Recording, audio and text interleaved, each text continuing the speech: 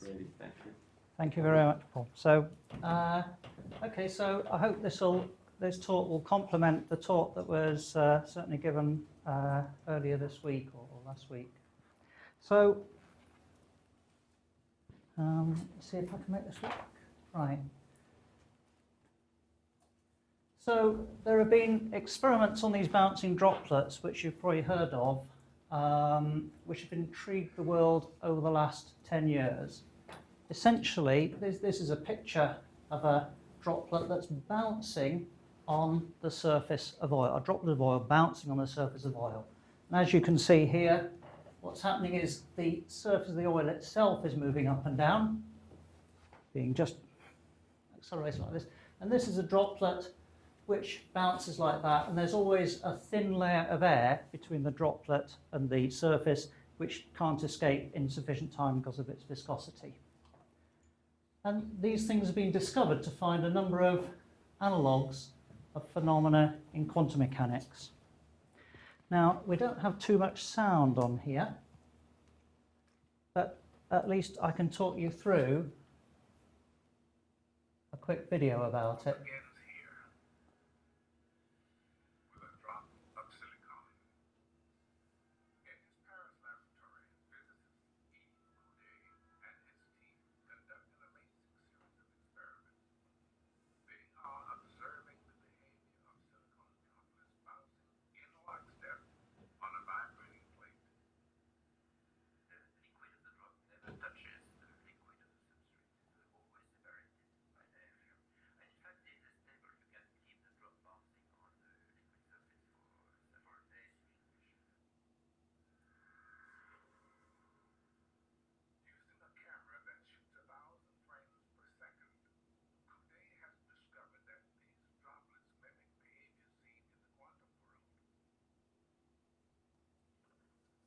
That shouldn't be possible, because the quantum world and the large-scale world play by two different sets of rules.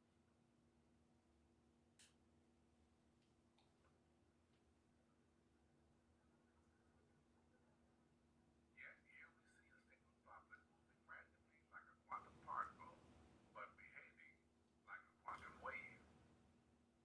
If you watch this carefully, you'll notice that the wave appears to be guiding the droplet. In fact, the wave fields around the droplets develop a memory of the trails they have followed. Despite their random behavior, they follow a small number of paths. Again, this is eerily similar to the behavior of quantum objects. This runs so contrary to popular belief that at first, Coudet refused to believe what he was seeing. In the any physics experiments, you only see what you are prepared to see. Of course, this was very obvious that there was a memory, but it took us some time to realize that it was that we were observing, because you have to adapt to this new idea. Perhaps most revealing of all, Coudet has reproduced the double-slit experiment using his bouncing silicon droplets. The mystery of quantum mechanics is, how can things like electrons sometimes behave like particles and sometimes behave like waves? Perhaps this is the answer. They are particles and waves. Of course, this system, though small, is not quantum. Our system is not a modern quantum mechanics, but it is an association of a particle and a wave. And some of its properties are similar to the properties that are observed in quantum mechanics.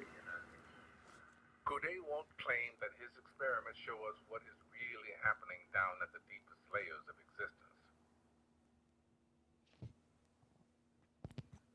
Okay. So I was actually, my background is in solid state physics and specifically in superfluids.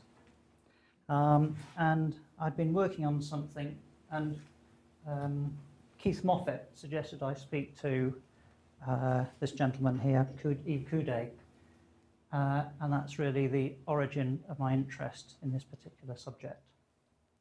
So I'm going to use some of the techniques which are used in solid state physics, which may not be familiar and may not resonate with all the types of analysis we've seen here in these talks so far, on water waves, for example. So, let's have a look at the typical modern design of the apparatus. This is a modern apparatus. Vibration exciter, some oil, and you bounce it up and down on the droplet bounces and you watch its motion. I think the key thing here is this shallow region marked D. That region, actually, because it's shallow, it absorbs energy. It creates shear flows which interact with the viscosity of the oil to absorb energy. There's much less energy absorbed in the middle part of in the main part of the apparatus where the droplet moves. So actually, whilst in the past they were limited to quite viscous oils, that's no longer the case. In fact, Nicholas van der Velde has done some research on low viscosity oils, and in practice he found that the problem is that if you use oils that are too low viscosity, then the droplet starts to evaporate, so its size gets smaller, which is difficult to control. But actually the viscosity made little difference. These experiments actually contradict a typical, the current model of these things, which is to do with something called a Faraday instability, and the Faraday instability fundamentally is related to viscosity. And I'll come to that in a minute. But essentially, at least in this deeper region of the apparatus, viscosity is relatively unimportant. And you can observe this with, they drop, even Ikude has some photographs where you drop a steel ball or ball bearing into the oil, and the waves actually propagate quite a distance in this deep region. So I'm not going to say much about viscosity. In fact, well, hang on, I'll come to the approximations in a minute. This is simple bouncing. As you can see, the droplet itself is resonant, and the resonance can make a big difference to the height it goes, which at least has been presented as quite an important aspect. Who knows if it is? But this one here, it bounces every cycle. The phenomena of interest happen when this is at where the thing is moving at a maximum acceleration of 3.5 g. This is the motion of the droplet, and this is the motion of the surface, and there's a double period. So that's the regime we're going to be interested in.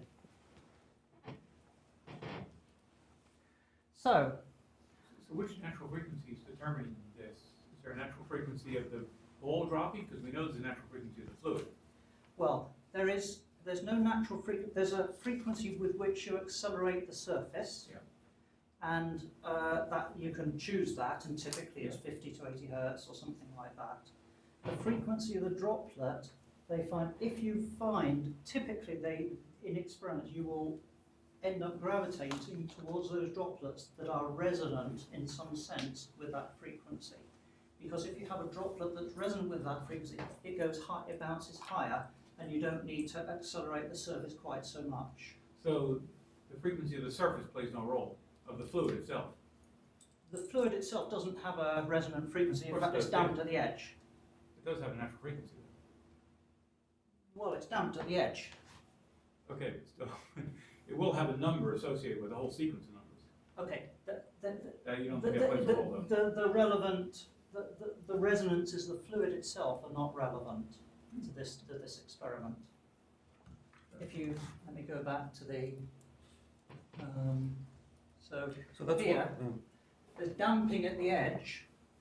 Typically, if you didn't have damping, there'd certainly be a lot of resonances, and that was certainly the first experiments were done, and they were subject to something called the Faraday instability. Yeah. Here you've got damping at the edges, which suppresses those, and so essentially you've got the motion of the droplet, which creates waves, and I'll come to the. Well, another way to explain what he's saying is that so these experiments of the walking droplets are done, say, at 90% of the Faraday instability threshold, roughly speaking. An instability threshold, yes. Of an instability. If you go past that threshold, you observe waves of a particular wavelength. Okay, yes, That's that's what true. it's Okay, so they're Yes. trying to avoid I any fluid understand. resonance. Well, you're subcritical, right? Yeah. That particular resonance is still damped. And the frequency is subharmonic, it's the shaking 1/2. Yeah, and the That's frequency of the resonance you obtain can be tuned depending on the shape. I mean, so there's an eigenvalue problem on the shape, and if you tune it carefully, you can match the shaking frequency to the subharmonic. Okay. So I'm going to use the methods of solid-state physics, which differ from those, and I'll explain how they differ. First of all, viscosity is not very important in the region in the middle of the apparatus, because the damping occurs at the edge. Secondly, dispersion is not important, because the waves are highly monochromatic. It turns out not just because the droplet bounces at a particular frequency, but there are other reasons why the waves are extremely monochromatic. They can't actually change their phase by more than pi/4, as it happens.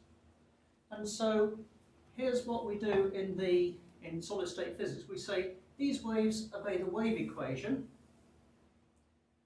where the parameter c, the speed, is a function of the height and, as it happens, the phase. And it's also subject to various perturbations, which I'm going to discuss in the next slide. This is very different from the typical way in which waves are typically looked at in water waves. Typically, you put all of the perturbations into the equations. In solid-state physics, you typically put the perturbations into what you call the boundary conditions. And I think that the two are probably equivalent, but it's just a different way of looking at it. But now Bush, together with Ozer and Rosales, did some computer simulations where they used standing waves which were Bessel functions, obviously solutions to this equation, and they found pretty reasonable match to the experiments. So there's at least some validity to this. Let me have a look at the perturbations. The main perturbation is due to the fact that the oil tray is moving upwards and downwards. So here's a Bessel function wave allegedly near a droplet, and the height of the oil tray looks like this, and at these points, when the oil tray is at its highest point, the effective direction of gravity is reversed, which lifts the waves and enlarges them, provided they have the right phase, and makes them larger. Now, in the discipline of waterways, you would say, well, how do we include this in the equations of motion of the fluid and so on? In the discipline of solid-state physics, you do the same thing, but you say this is called a periodic boundary condition. And then you claim that the waves still obey the wave equation.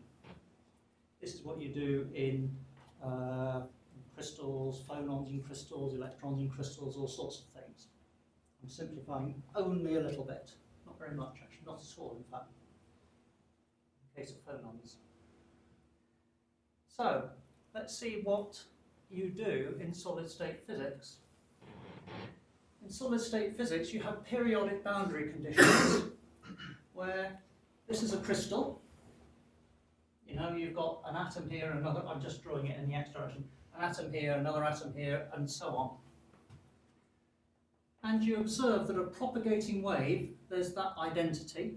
Propagating wave is a sum of a cos and a sine wave.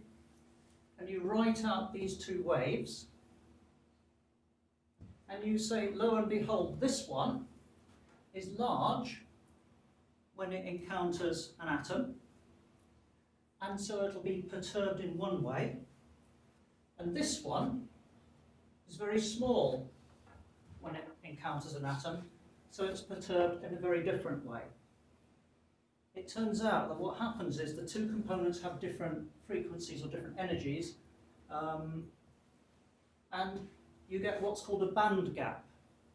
Band gaps, you've probably heard of them. They occur in semiconductors, and they're the reason that projectors like this work. And almost all semiconductors work on this principle, that there's some sort of transition between waves that look like this and waves that look like that. Why is that relevant, or how is that relevant to the droplets? In the case of the droplets, the vertical shaking is periodic in time, so it provides what they call a periodic time boundary condition. And you get exactly the same thing. This is the wave, this is the point here. Instead of an atom, you've got the point where the oil tray is at its maximum height and acceleration is downwards, so it's perturbing the motion. And here, the wave is large when it's being perturbed, and so this one is perturbed a great deal. And this one is perturbed, well, I wouldn't say not at all, but certainly not very much. Actually, there is a point where it's, on average, perturbed not at all. And what happens is, well, no, that's not true, actually. What happens is that this one gets sorry, forget what I just said before. This one is amplified, as I described, and this one is de-amplified. The vertical shaking of the oil tray takes energy out of this component of a propagating wave. And so what happens is that if you start out with a propagating wave, what happens is the standing wave, which is the Bessel function I showed earlier, gets amplified. You get a standing wave, and the other component, the sine wave component of it, gets de-amplified. This is called, very much like a band gap. It's what Yves Coudet called memory. It means that the wave goes out, and then actually, because the standing wave is as a component coming back. This is what a solid-state physicist would call memory. Very much the same process, and exactly what happens in semiconductors, or very, very similar to what happens in semiconductors. I'm seeing some blank faces. Does that make sense? Does what I've said make sense? Okay. So here's an example of such waves. You get a bouncing droplet. What happens is a bouncing droplet comes along, it sends waves out, but of course these waves get transformed into standing waves, which can also be regarded as a wave going outwards and a wave coming inwards if you want to. And so this is a droplet in A, and in B the droplet encounters a little bubble and it merges with the surface. And then 5 periods later it's still going, and 15 periods later it's still going. When you said going, where is it going? Is it traveling or going around? This is stationary here. Yes, these are just waves that just oscillating like that. So it's going, okay, like Yeah, breathing. still moving. But it's no longer traveling. It happens that it's no longer travelling, which we'll come to in a minute. Yes, that's right. If I understood correctly, if you hadn't had the droplet there, nothing You would wouldn't have excited it. These things decay slowly over time. Actually, possibly because of viscosity in the area, but more likely due to viscosity at the edges where it's. For whatever reason, it decays slowly because we're below the critical point. But essentially, this can be regarded as simply due to the band gap in that energy cannot escape. This is not explained by the usual thing you expect when a pebble hits water, it creates a circular wave. This is different, you're saying? There's an additional effect. When a pebble hits water and creates a circular wave, then after a while the waves will be over here. They won't be still constrained near it. So it's because gravity is oscillating, right? So it's like hitting a pebble in water and turning the glass upside down. Right, because you're shaking this so hard that at some point you have negative G, some positive G. So the waves turn around and come back. So you get a standing wave. I see, but what if you put a pebble in water and you oscillated at the same time? You'd get that. Get that. It was the same thing? Yes. Okay. In fact, So the they penetration into have the water. tried these experiments with water, but again, the water is not so good actually, not least because the water droplets all evaporate. So hard to do. Okay, so this is why John Bush did some computer simulations where he looked at this stuff and he said, well, I've got a droplet, I'm just going to treat it as whenever a droplet lands, it creates a set of these Bessel function solutions, which, by the way, are solutions of the wave equation, which is the bit I want to emphasize, right? And they decay slowly over time, and he did a computer simulation and summed them all up and got something that matched the wave patterns relatively well. Yeah, but it's a bit. I mean, it's a bit more than a Bessel function solution of the wave equation, because it's a Bessel function that is also standing that he uses, and that Yes, we use Standing too. function, yeah. And it's a standing Bessel function, which is different than the Bessel function that's the solution of the wave That's equation, which right. is the droplet. And Well, the reason a it's standing wave. and the Bessel reason function it's is a solution of the standing is wave because equation. it solves the Mathieu equation, which is like your wave equation, except with a coefficient varying in time.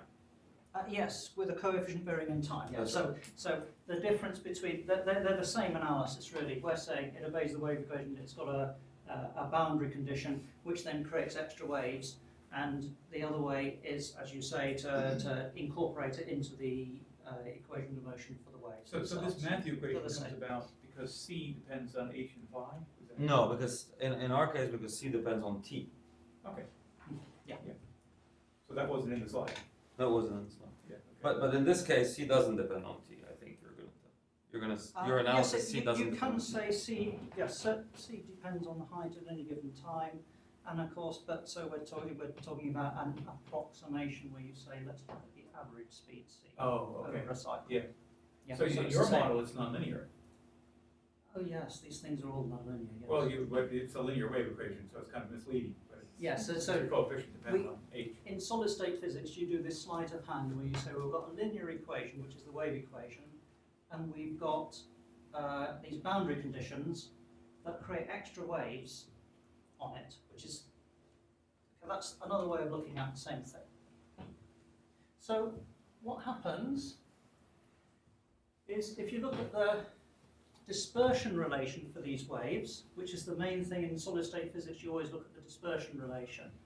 And I won't go through the dispersion relation in semiconductors. This is the dispersion relation, say, for a gravity capillary wave, whatever it is, without this discontinuity.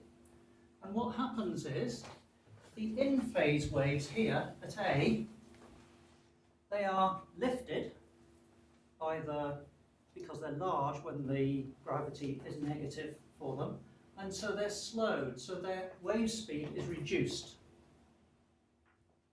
And the other waves, they are large when gravity is larger, and so they are also, their speed increases. And so you get this discontinuity in the dispersion relation.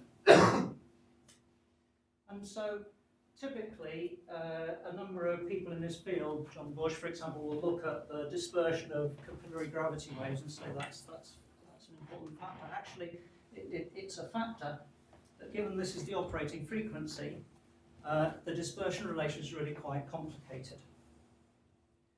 Now, the final thing that you observe in crystals is that you get phase transitions. Typically, when the equivalent of this speed reaches zero, you get a phase transition, something else happens. And in the case of the droplets, you get a phase transition where the surface breaks up, it starts to become unstable. This phase transition is often confused with the Faraday instability. I won't go into the details, but the Faraday instability is viscosity dependent, and this is not viscosity dependent fundamentally. So it's not actually a Faraday instability that is observed if you have this absorption at the edge. So it's called that technical difference though. Okay. So let's have a look. Having looked at the equations, let's have a look at the inverse square force. One of the experiments they did, and you probably saw it in that film, is that the droplet comes along.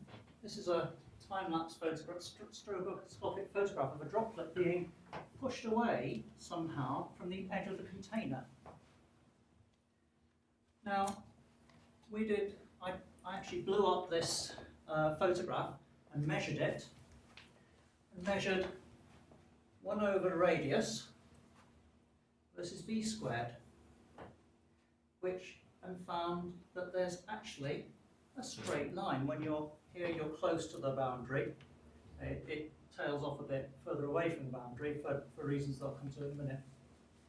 But it's a straight line, which says, you're probably familiar with Newton's equations, half mv squared is half mv naught squared minus k over r. This shows there's an inverse square force repelling the droplet from the boundary. Let's see if we can understand that. Well, actually we spent a lot of time looking at it. There's something about it in Tom Faber's undergraduate textbook on fluid mechanics. And we eventually traced it back to 1875. Someone called Carl Bjerknes predicted that there'd be an inverse square force in 1875, and he demonstrated it experimentally in 1880. This is his apparatus.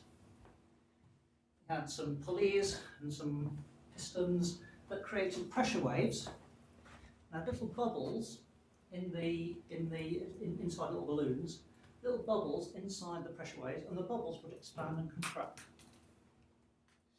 And he found that if two bubbles expanded and contracted together, they would attract one another with an inverse square force.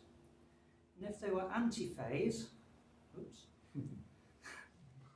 they would repel. Let's see if we can understand why. Well, actually, there's another thing. It's now used, Tom Faber describes how it's used for degassing oils. If you've got oil with bubbles in it, you put some,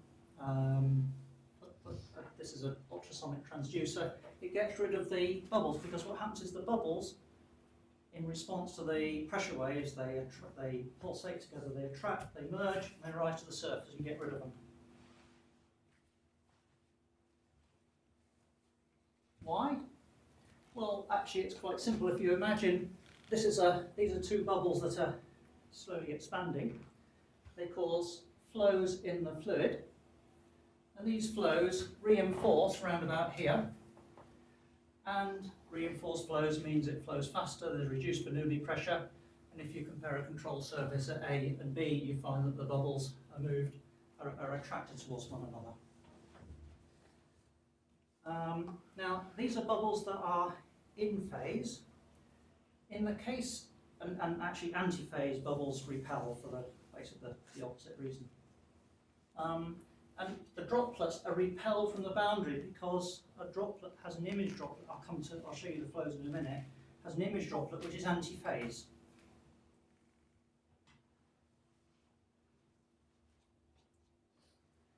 Let's have a look how you can calculate the magnitude of what's called the secondary Bjerknes force. This is the method used in Tom Faber's undergraduate textbook, but I've added the frisson of excitement by putting little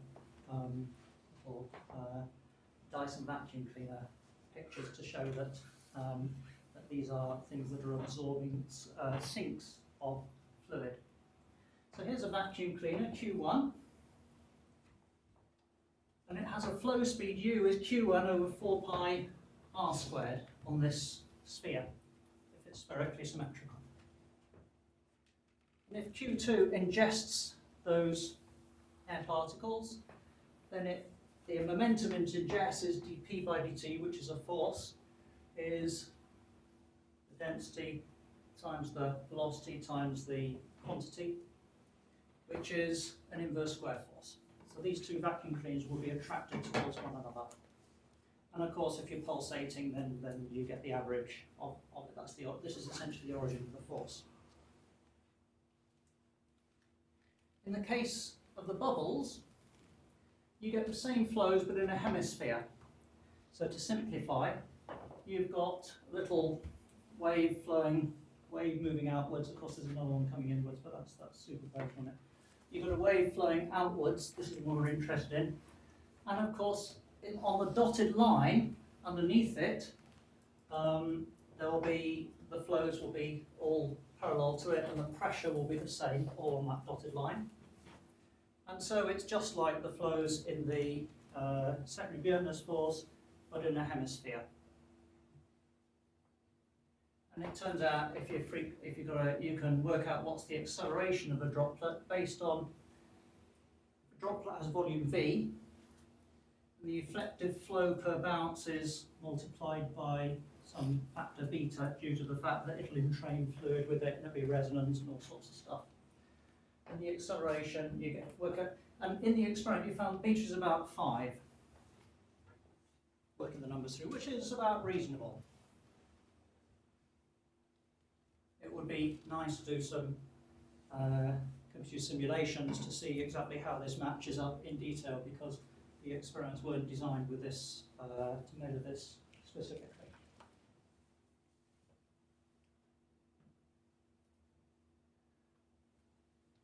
Something that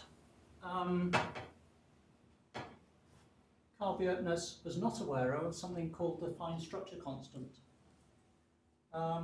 You can rearrange the secondary Bjerknes force into this form. The force is some constant times a quantity b bar times c is the speed of the surface waves over r squared.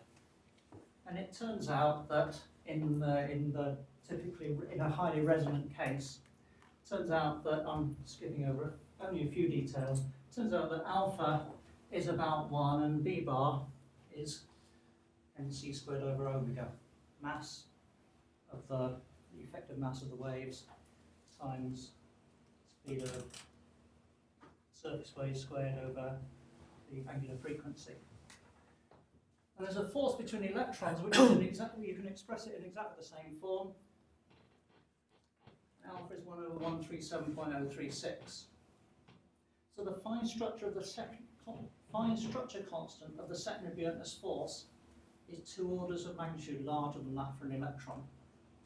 But this says there's something missing if we were trying to use this as a model of the electromagnetic force. Carl Bjerknes thought this was an analogue of the electromagnetic force. He thought it was the origin of the electromagnetic force. But this shows that it's not. There's something missing from it. But nevertheless, this quantity b bar, which we'll encounter again, is an analogue of Planck's reduced constant, because it's defined in exactly the same way.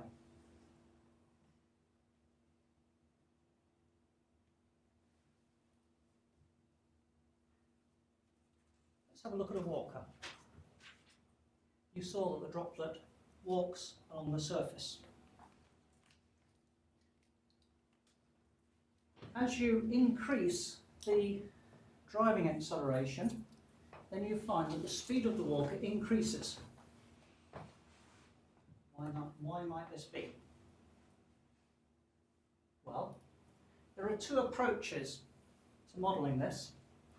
The conventional approach is to say that, and this is the one John Bush has used, and you're doing it in a more detailed way, is that each bounce excites a standing wave Bessel function, which is a solution to the wave equation, which decays slowly due to absorption at the boundary and various other effects, maybe this, that, and the other, and you simulate it in a computer.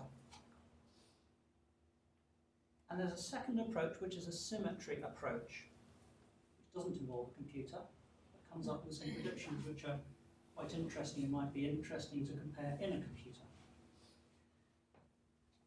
There's a Bessel function, f of x, y, and t, one of these things. It obeys the wave equation. The wave equation is symmetric, and actually, as you say, it actually obeys a slightly more complicated equation, but when you average over a cycle, it obeys the wave equation. The wave equation is symmetric under something called a Lorentz transformation, which has the property that if f of x, y, and t is a solution, then so is f of x prime, y prime, t prime, where these are the things which are the same relationships that you see in special relativity, but where c is the speed of the surface waves, not the speed of light. And this is a method that's used in calculations of various... Which C are we talking about here? Because you're c in a here is the confined, speed of the surface waves. but you're confined, so you're not going anywhere. So is that the speed that you might go around, Okay, which exists? let me show you the speed. It's this speed here. Okay, It's but the speed physically, of the what is waves that interact with the droplet. it? Where's the speed? Is this an angular speed, a linear speed? Well, you've got a wave equation, Oh, it's that speed. it's that number. Is that calculated or given? You can, well, you know it, you can, well, that's what it looks like. It's given by the dispersion relation. And where do you get your dispersion relation from?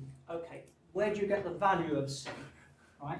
Where do you get the value of C? Let me answer that question, right? You get the value of C, Okay, we might think of it as the square root of GH or something, or where you do get the value, you can experimentally, you can get the value of C from the max, Oh, it's the approximately Walker maximum speed. the maximum Not a Walker fluid speed. because it cannot exceed the speed of the, yeah.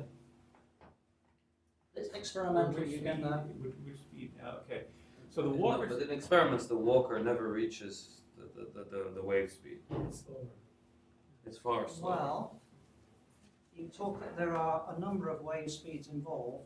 There is the speed of the waves that interact with the walk and are very close to it, which are those.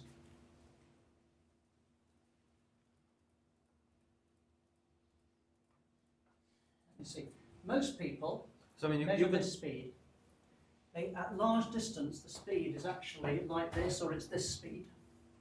Okay, somewhere around here. The speed that we're interested in is the speed of the waves that are reflected back to the walker, and they are the in-phase waves. okay, so Those that- this speed is actually radial. It's the Is speed of a the wave speed in traveling the wave radially. equation. Yes. Speed of a travelling wave in the wave equation. Yes, it's the speed of it actually. Of Okay, a, well, it's kind speed, of not odd a travelling because wave, you're of very, a standing wave in the wave equation. Yes. okay, it's all confusing because we normally talk about a standing wave in a circular vessel as one, as goes up and down. There isn't any speed associated with it. There's a frequency. if you lift That's- the board, That's what it happens will. to that. Gosh. Yeah. So,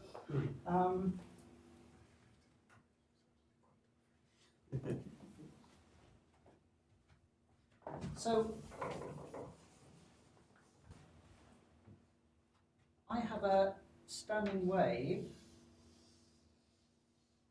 that's a Bessel function that looks like this. Okay, this is inside the circular base. Cos omega t j naught Ah, omega r over c. Right. Okay, c is the number that appears in this equation, which is, by the way, the same c. This is a solution to d2h by dt squared minus c squared del squared h equals naught. These are it's the same c. It is confusing, because that seems Yes, like it's because there are- specified. There are other speeds. In solid state physics, there are many speeds typically involved, yes.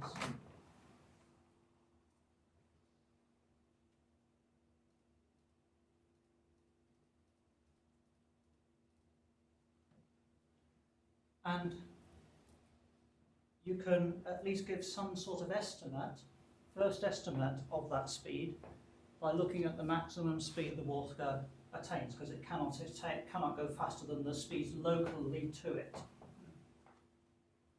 Okay, only a rough estimate. Now, one thing that can be predicted from this is that if you get one of these jobbies, one of these standing wave, one of these multiple droplet things, if you get this to move relative to the oil, then you could expect that it would have a Lorentz contraction. Because if this is a solution in stationary oil, then a solution that has suffered a Lorentz contraction, like this, is also a solution in moving oil. What do you mean by moving oil? If the, so, I mean, in the walker, the fluid doesn't move okay, all right. relative to the container. Okay, if you could make it move relative to the oil. A walker is moving relative to the oil, or it's stationary, and if the oil Yeah, but the is- container is fixed, and the Yes, boundaries okay, are yeah, fixed. yeah. Yes, I'm jumping ahead to how you might do an experiment. Strictly speaking, if you could get one of these things, if you could get a very, very large container of oil and get one of these things to move around, say, in a circle, if you could achieve that, then if this is correct, this would predict that it would suffer a Lorentz contraction in its direction of motion. So you need a very, very large experiment to see this. Or you need a computer, or you need some moving oil instead. Okay.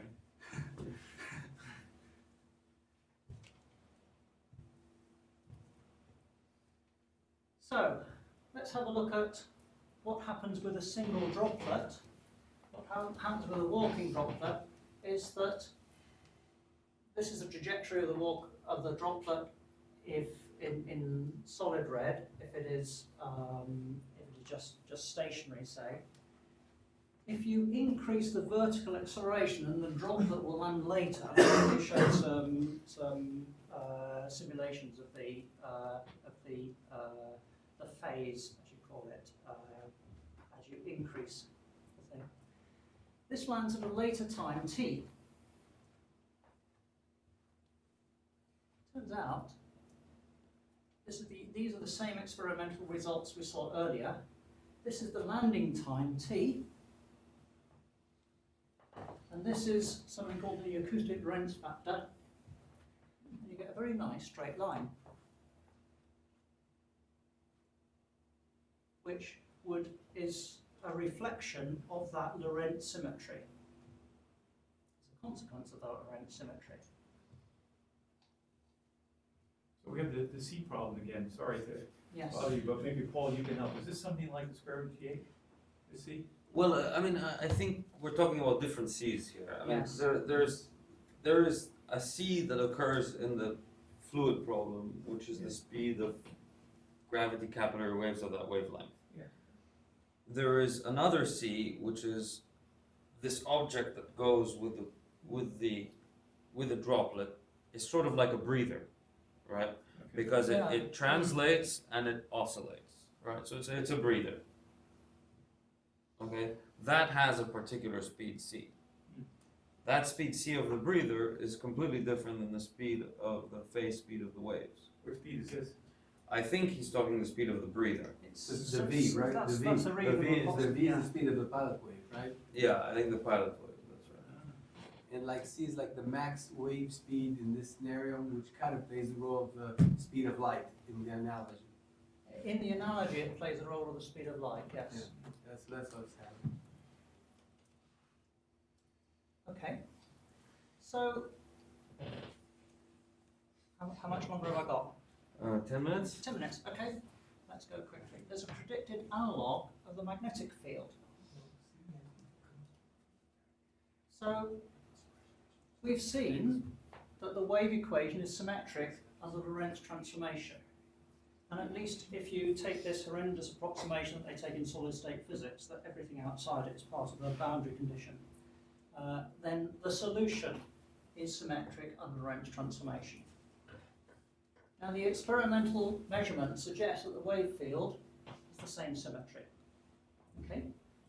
So we predict that the inverse square secondary Bjerknes force between the droplets, the repulsion from the boundary, must also be symmetric under Lorentz transformation, because the whole thing is symmetric under Lorentz transformation. Now there's, to simplify, in school you learn, or maybe at first year university, in physics you learn that if you have an inverse square force and you have a Lorentz symmetry, you get what's called Maxwell's equations, equations of electromagnetism. Here's a specific example. A Coulomb force repels if you have two electrons moving in the same direction, parallel to one another.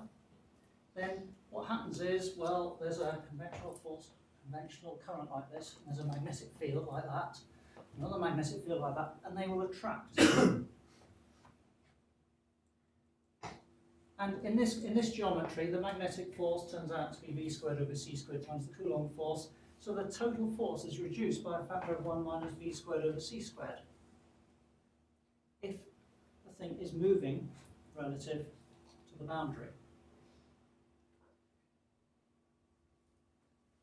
This is what we see in the droplets experiments.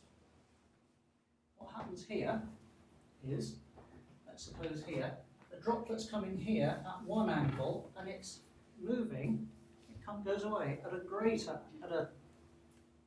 angle from there. And this is actually due to an effect that the velocity has to be constant, and so as it slows down it has to accelerate that way for the reason. So in this region, the thing is moving relative, the droplet and its image are both moving in the same direction, and so we'll experience a reduced force compared to here, where they are actually moving, but not as much. And this is what you observe. Motion towards the boundary, where it's more nearly normal, has a greater force of repulsion than motion away from the boundary, where they're parallel to one another. This is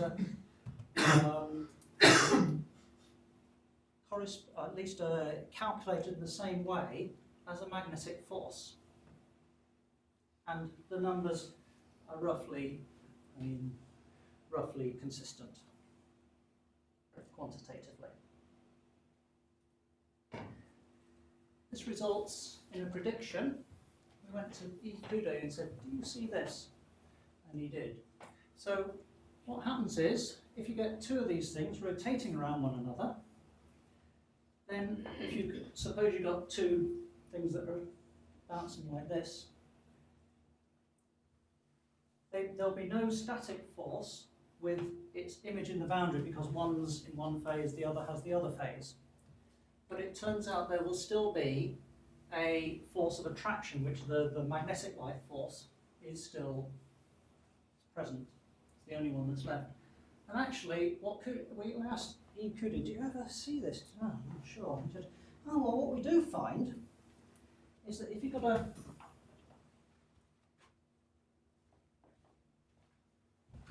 drew a little picture. If you've got a region, a shallow region here, then you find you get these two little droplets. They come along like this, and they play hopscotch around that edge. They are attracted towards the boundary, as we would expect from this magnetic analogue.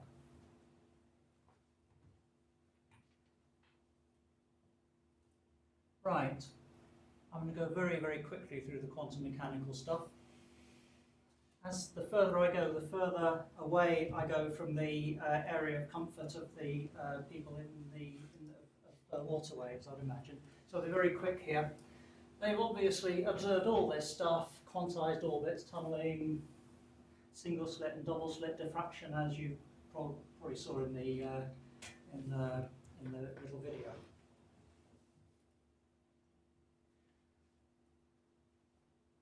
If you factorize the field of a droplet, a stationary droplet, we can write it this way: H is psi times chi. Psi is r cos omega naught t, and chi is the Bessel function. So that's the time part and the spatial part. If you transform that with a Lorentz transformation, because we know the whole thing is Lorentz symmetric, then you get psi is this. It turns out that psi becomes r cos kx minus omega t, where you can work out the value of k and omega, and you get the wavelength is b over p. P is the momentum, and b is this thing we saw earlier, the same as the analogue of Planck's constant, which you saw with the inverse squared force.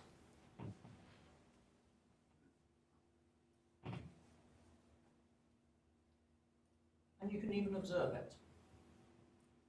So what happens is, this is a droplet coming through a single slit, And if you look very carefully, you can see there's a region here,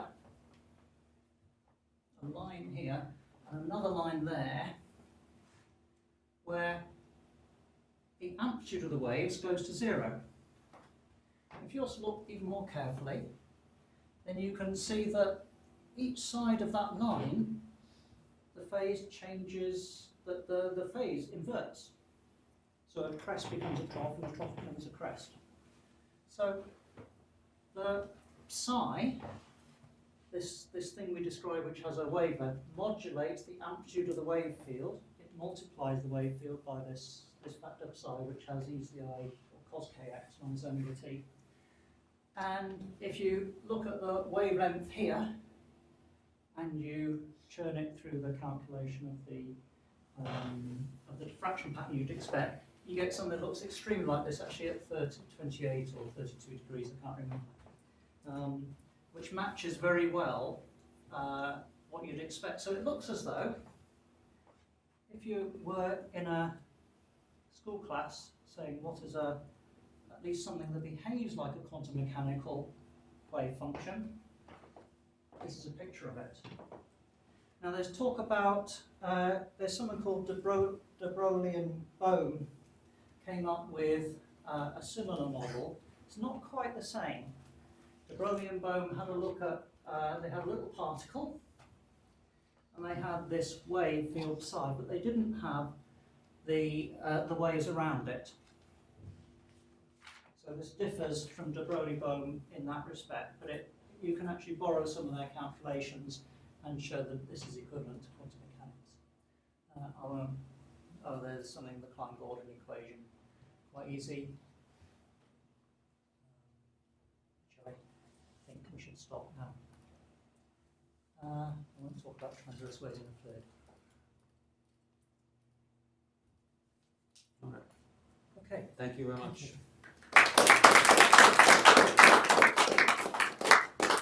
Any questions? Have you in your model something similar to Heisenberg uncertainty relations? That's a good question.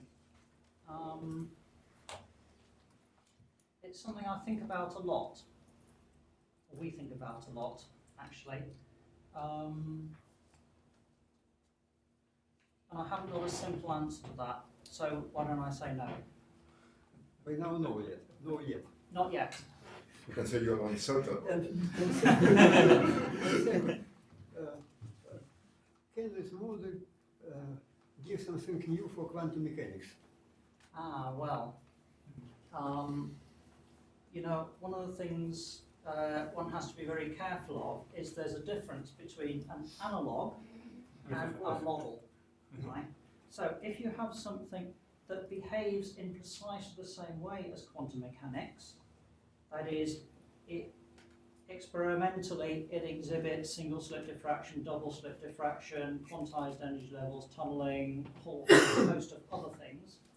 And theoretically you find something called psi, which obeys the same equation as the wave function of quantum mechanics, then that is a good analog of quantum mechanics because it behaves in precisely the same way. It's an entirely different question as to whether this is a model of quantum mechanics, what's really going on, because that's a question of religion rather than of anything that can be demonstrated, and a matter of opinion. Does that make sense? Yes. Regarding your comments about it behaving in precisely the same way as quantum mechanics, so I mean, personally, I think in recent years, a lot of people would say that one of the essential features of quantum mechanics is entanglement. Yeah. And for that, you really need to go to at least a two-particle system to study these features. And for me, I mean, having thought about this problem for a while, I feel that's the essential difference between this model and a two-particle system, because in a two-particle system in quantum mechanics, the Schrödinger equation is describing configuration space rather than physical space. And so, to me, that immediately leads to big difference. Talking about the very part of the talk which I'll perhaps very, very briefly talk about, there is something called the Bell inequalities. which talk about non-local behaviour. So let me see.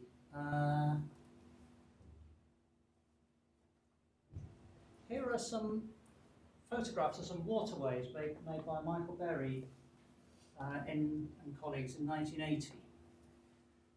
Waterways are propagating past a vortex. And so as the flow displaces the shear of the vortex, it acquires a transverse component of velocity. So these are transverse or polarized waves. Okay? It turns out they've got some very interesting characteristics, which Berry described as analogous to that of magnetism. Now, the fact is you have transverse waves in a fluid, which were previously thought impossible. Here's a photograph of them. Now, What do you mean by transverse waves? You mean you have propagation in one direction and you generate something transverse to that? yes, I've got a shear flows.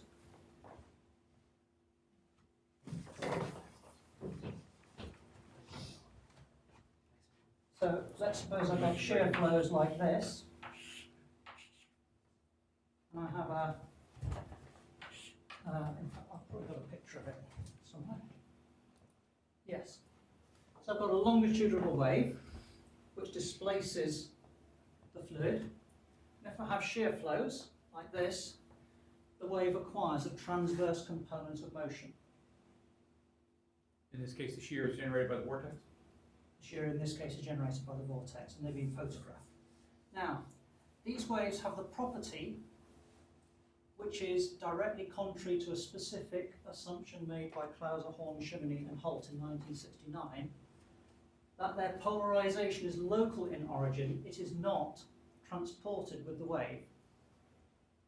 And Clauser, Horn, Shimony and Holt made the assumption that polarization is always transported with the wave. They arrived at something called the CHSH inequality, which is not obeyed by photons, and it's not obeyed by these waves either.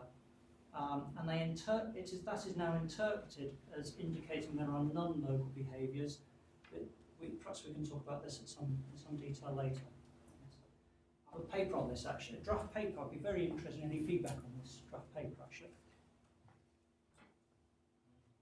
Well, thank you. Oh, yeah. Yes. The question is the initial problem for bouncing droplet is has a variational nature, something like conservation of energy and something like this. But in your wave equation, C depends on H. It is not a variational equation. Well, you have constant energy. It is not Hamiltonian. For fluid, usually without viscosity, we observe Hamiltonian dynamics. But your equation, it seems that it's not Hamiltonian. Well, he has a constant energy input, first of all. Yes. No, C depends on H. There is no that equation. Yeah, Oh, the sorry. equation, the wave. There is no conservation of energy in this model. Well, indeed, there is in fact, energy is pumped into it by the oscillating motion and by the bouncing of the droplet, and it's taken out, usually at the edge, by the dissipation. So yes. Therefore, there is some dissipation. There is dissipation at the edge, yes. If there is dissipation, then the question is about Landau damping. You know, Landau damping, when if you have one oscillation, some well potential, and then this well potential catch the particle or something like this. Because it should be damping concerning this model. Perhaps we can talk about that in more detail later.